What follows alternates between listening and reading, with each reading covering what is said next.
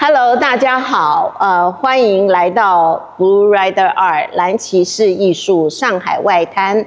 这一次11月，我们很荣幸邀请到代理的德国艺术家 Ruprecht von Kaufmann 来做他2024年的个展《白鲸记》。Der Weisse Wal， 我们非常荣幸，艺术家本人来到现场，来跟大家交流。Hello. Hello. How are you? I'm fine. This is your first trip to Asia, as I know. Yes, it is. It's my first trip to Asia, first time in China, so I'm very happy to be here. Yeah, thank you. It's a great pleasure and for you to visit us in Shanghai. And would you like to talk, because people are very curious about your artist career, and would you like to talk about your career, when you started and how you become today? Okay, so essentially it's pretty hard to tell when the career started, because I was one of those kids who essentially, like, as long as I remember, I had a pencil in my hand and I was drawing, and when I was a little bit older I was starting to paint and playing around with oil paints, but it was something that felt so natural in my life that I didn't really ever consider it to be something that you could do for work or to earn a living or as a career choice. So I kind of more or less stumbled into it by accident. I first thought I was going to study applied arts, graphic design, started studying that, and then realized, okay, I was actually going to an American university that at the time had a campus in Switzerland, where they were teaching graphic design, and I've stumbled across the catalog for the Los Angeles campus where they had an illustration department. And I really loved what I saw there, so I decided, okay, I'm going to reapply to the American campus, got accepted for the illustration department, then moved to America. Also pretty culturally shocked when I arrived there. But the very fortunate thing was that there were lots of figurative painters at that school teaching at the illustration department, which wasn't that normal because there weren't many figurative painters in Europe at all at the time. So it allowed me to get into that whole world, and they encouraged me and said, like, Ruprecht, you're always, for every illustration project, you're doing paintings anyway, so why don't you quit the pretense and just do paintings? So that's what I did. I started doing paintings and pretty much was able to, with the support of the department chair, to create my own program where I did independent studies with all kinds of artists that interested me. And then I graduated and strangely enough, made more money selling my artwork than through illustration, which I tried sort of parallel at the side at the beginning. So that's how I got into painting. And then I stayed in the States. Initially, I just wanted to go to study, then I got stuck there a little bit for nearly 10 years. Moved back to Europe, and yeah, that's pretty much the story. So, as you mentioned, your painting combined figurative and surreal. And is there a core concept you wish to deliver through your creation? So, I think there's two core elements to my paintings, that they have almost, let's call it a figurative element, even though in a landscape there's not really figures, but it's still considered figuration. And then there's like a narrative element to the paintings. Both of them seem to me really relevant and important because when we're looking at the human form, we all can't help but have an empathetic, immediate reaction to human form, and we're very sensitive to it. So like the smallest gestures, the smallest changes in posture, right? Like if I'm slumping a little bit more, you will interpret and be able to read as certain emotional states. And that really interests me because it works for me sort of like a mousetrap, right? Like the viewer gets pulled into the painting on an emotional level, and then when they're already in it, they realize, okay, like I have to engage my brain, and I have to try to work with this world that I've been kind of pulled into and almost unwillingly, right? Because I can't help but react to the human shape in some way or form. And the narrative element comes into it because, for one thing, a lot of my inspiration comes from books or movies, so from narrations that inspire me, but not in the sense that I want to do illustrations to a certain story, but that sometimes it's particular combinations of words or stories that set a certain theme really inspire me to do paintings, and they trigger imagery that's often completely unrelated to what the book is really about. It's more the feeling of a book. So as an example, like one of the books that I love to quote is the Satanic Verses by Salman Rushdie, because it was like the first book that I've read where, you know, Salman Rushdie has this way how he can slide from real believable scenes into completely crazy surrealistic elements from one phrase to the next. But he does it in a way that it becomes completely believable, right? Like the book starts with this airplane crash where two people fall from 10,000 meter heights into the English Channel, and they both survive. They're the only survivors. They survive this huge drop. And one of them just comes out of the channel being like a half goat man, right? But it's like everybody reacts to him kind of normally.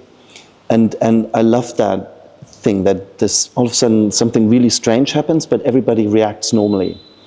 And I think that relates to how we perceive our world or how we interact with our world, that a lot of things we do and perceive as completely normal only are so because we've been habituated to them being normal behaviors, right? And oftentimes that over human history will change. So if you look, for example, at the history of China during, you know, the colonial period, Europeans thought it was completely normal to go into another country and say like, hey, like we're the masters of this country now, so why don't you give us everything, right? And now everybody is like, what are you talking about? Like that's crazy talk, right? Mm-hmm. So the perceptions of what we think is normal change. Mm-hmm. And ideally, I would like for viewers to kind of go into the paintings and stumble over these, you know, things that seem at first normal, and then you realize, no, it's really not. It's mm-hmm. kind of like on this edge between normal and believable and unbelievable. Mm-hmm. So figurative and narrative. You don't consider yourself surreal? No, I wouldn't consider myself surrealist because, in a way, like I feel I'm searching for something closer to reality.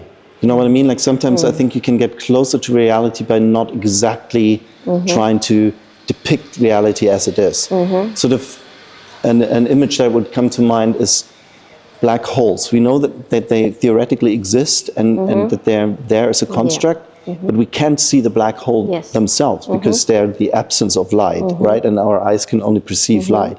So the way scientists can see black holes and mm-hmm. prove that they're there mm-hmm. is by how they influence the space around the black mm-hmm. hole, right? Mm-hmm. So you can see the influence yes. of the black hole around mm-hmm. it. And that's sort of like what I'm trying to mm-hmm. get to. Like I'm trying to create an alternative reality or like a space around the black hole to describe the black hole that's kind of undescribable, because I think certain truth almost we can't pinpoint them because they're so elusive. They're almost like a butterfly. As soon as we catch it, we break it and it's dead. So you have a very unique color palette, so the audience can recognize it's your work right away from your color palette. So could you talk about your colors? It's so mystery and very different. Yeah, so the color palettes, I started off with an old master palette, like you would say, like so very warm colors, what you know from the old masters like Caravaggio and Renaissance and Baroque painting. which comes from a certain painting technique. And I think it was triggered by watching a music video actually at the time. And it was one of the first ones I remember seeing where they used gels, where the colors kind of became very artificial and kind of blue and green tones were over-exaggerated. And I found that really, really amazing because it gave the visuals a completely different feel, right? From that point, I started out to search more for that kind of twisted light, because I felt it has a completely different emotional impact, right? Like we realize we're looking at something artificial, over exaggerated, right? That's not supposed to be just a representation of our world, which it's not, because already in the sense that I don't use any photographs or any references or models. It's the figures are all in my head, right? So it's like a completely invented world that happens in my head, in my imagination. So I love that the colors hint at what they really could be, but they're not quite, right? Even often the skin colors, they seem sort of believable in the context of the painting, but if we really think about it, they're not real skin colors. Or if you would meet somebody, would be very worried if they had skin color like that. All right. So let's come back to the exhibition this time. So there, Weisse Wal, would you like to talk about your inspirations and how you try to present it?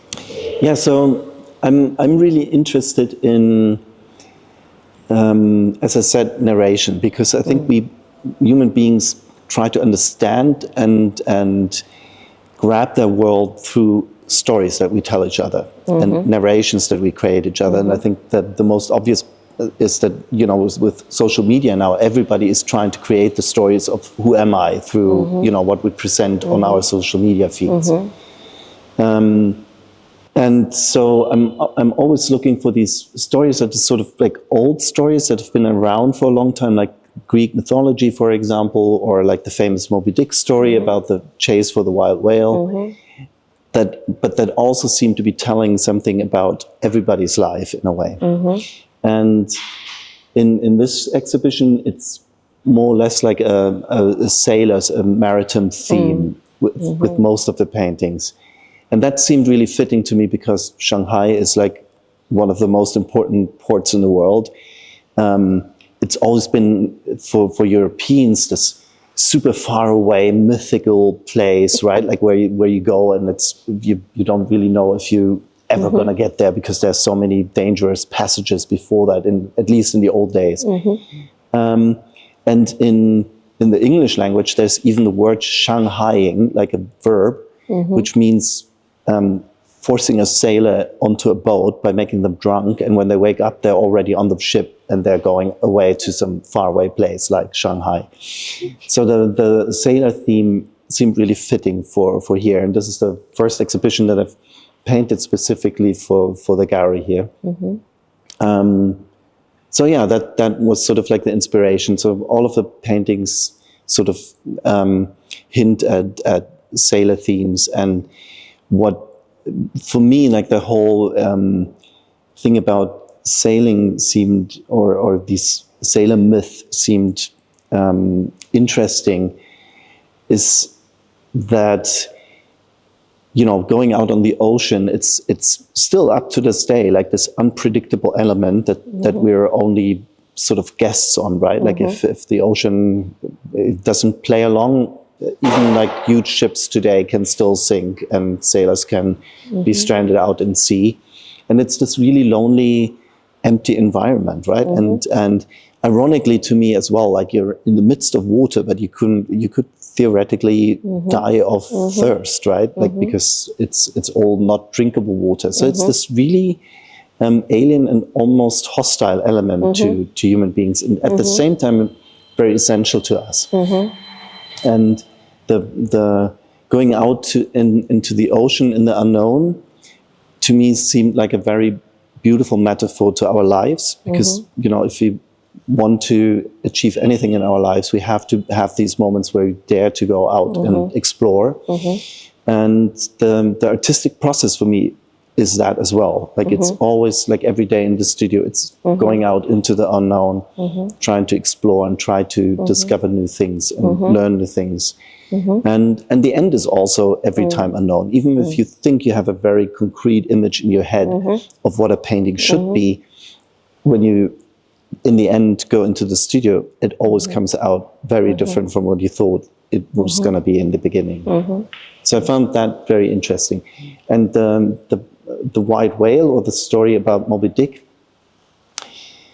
what I found really fascinating about it is that it is this obsessive search for this white whale, that throughout most of the part of Moby Dick, you're not even sure that that beast actually exists, right? Like it almost seems like a mythical creature, and this guy is just obsessed with finding it.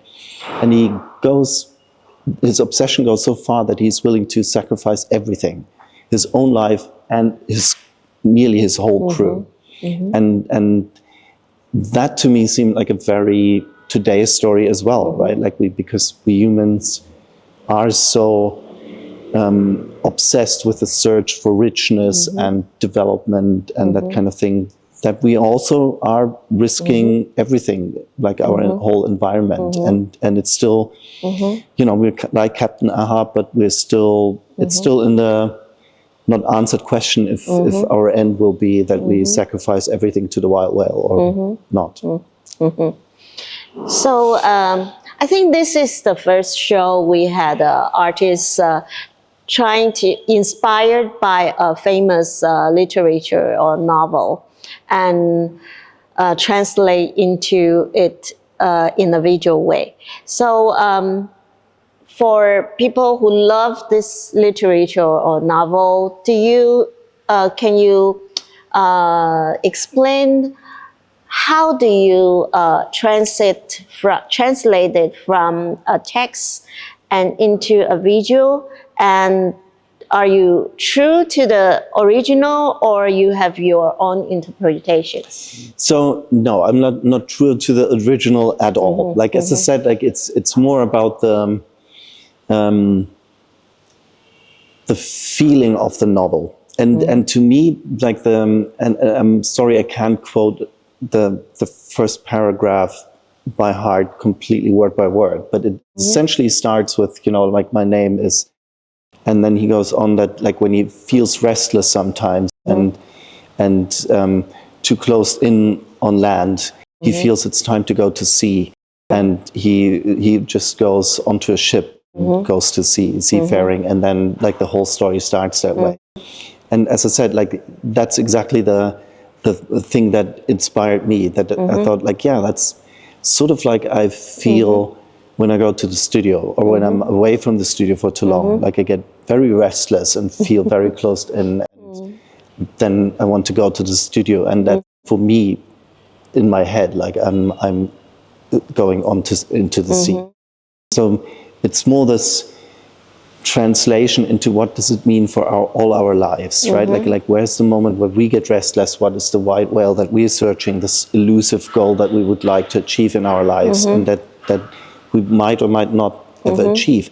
Or maybe the thing is about the white whale, or the chase for the white whale, if you take it in a translated sense, that it will always be elusive because the goals in our life constantly shift with our development, right? People might start in their lives like searching for success or money, say, or, you know, artistic success. But as you grow, like you're always thinking, like, yeah, like, it could be more successful, right? Like, so the whale has already slipped away again, right? So that kind of translation of it is more important to me than the literal story. Yeah. And the Moby Dick story has been sort of just a name giver, or the inspiration for this painting in particular. But like if we look at that other painting over there with the two sailors behind the railing of the ship, and there's like a mermaid on the ground. There's like two elements that felt really important to me. Like like our view as point of view as the viewer, the railing of the ship is too high, so we can't see the horizon. And that gives us like a strange feeling of even being more disoriented. Where are we, right? Like we could be in port or we could be out in sea. We don't even know what is out there. There could be a storm. There could be another ship burning because there's like some kind of cloud coming up from behind the railing. All that is unknown. We can't know that because it's out of our point of view. And then there's like with all the fish that are like obviously in this fisher boat that it seems, there's lying like this mermaid. And this one sailor like seems to be touching her, but it's also kind of like in a very nonchalant, unemotional way, kind of like, oh, what is this kind of thing, right? Like, and that brings us back to that Salman Rushdie element. So they found the mermaid, but they don't seem to be at all interested in it. And she likewise doesn't seem to be interested in the sailors. She might be sleeping or who knows.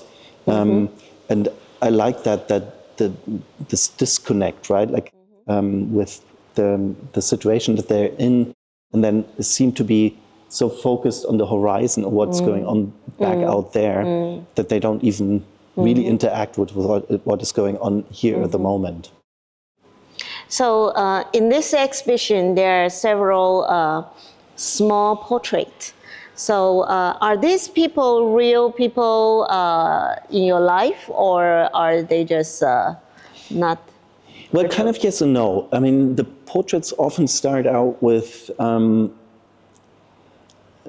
like a completely abstract background. So oftentimes I will take leftover paint from the palette from a big painting and just scrape it onto a small panel and leave it somewhere to dry. And I pull it out later and see what the completely abstract smears of paint kind of inspire. So the people in the paintings kind of emerge in a dialogue with painting. As I make more brush strokes, faces come out, and then they start to remind me of certain people that I'm thinking about or that I know, or types of people that I've encountered. And I try to develop the dialogue. So it's almost like the painting asks me, like, I'm that person, like, pull me out. So it's a kind of very free-flowing, intuitive process. But it's over the time, the more and more experience I've gained as a painter, the more and more I realize that it's very important to let the paintings talk. And it's almost like a beginner's mistake to think you have to hoist your ideas and visions too much onto a painting.